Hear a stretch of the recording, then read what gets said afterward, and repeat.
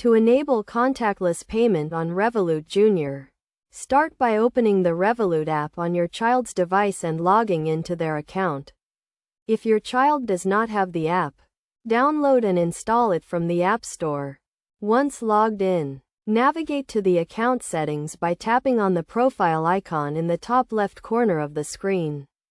Scroll down to the Cards section and select the card you want to enable contactless payment for.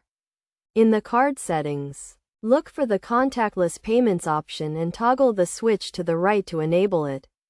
You may be prompted to confirm this action with a passcode or biometric authentication.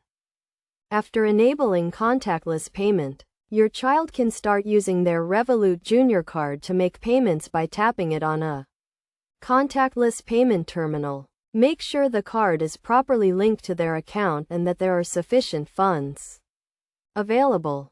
As a parent, you can monitor and control your child's spending through the Revolut app. You can set daily spending limits, receive transaction notifications, and freeze the card if necessary.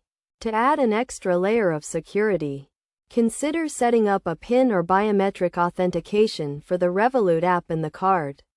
This will prevent unauthorized access and ensure that only your child can use the card.